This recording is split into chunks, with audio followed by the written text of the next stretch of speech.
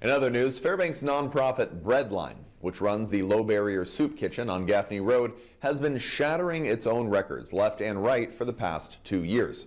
But putting food in the bellies that need it most costs money, something even Stone Soup Cafe's professional chef just can't cook up. Can't just cook up, I apologize. Patrick Gilchrist brings us that story.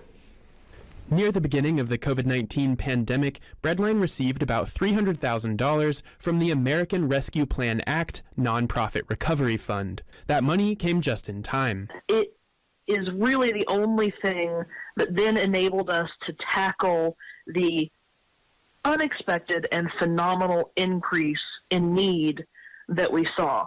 Breadline used the $300,000 to purchase food. That was important, Hill says, because the Stone Soup Cafe saw a 25% uptick in their meal service between 2022 and 2023. But now, that grant is gone. Yet the busy days aren't subsiding. On August 7th of this year, the Breadline dished out 160 hot meals and 195 sack lunches. That's the record number of meals the organization has served in one day in its 40-year history. We want to be able to serve everybody who needs us, but the need is so high. And without this funding to purchase food, we don't know what we're going to do.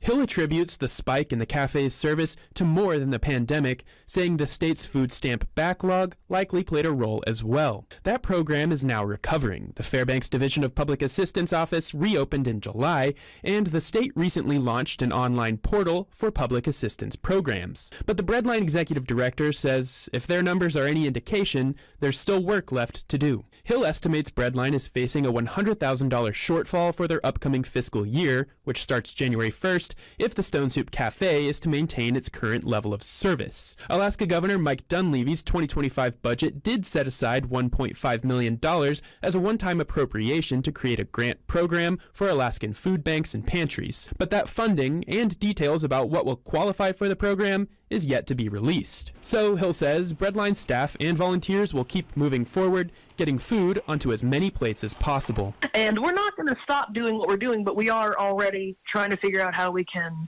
cut costs, which we're a soup kitchen. Well, I don't know what that is. I'm Patrick Gilchrist, reporting for News Center Fairbanks.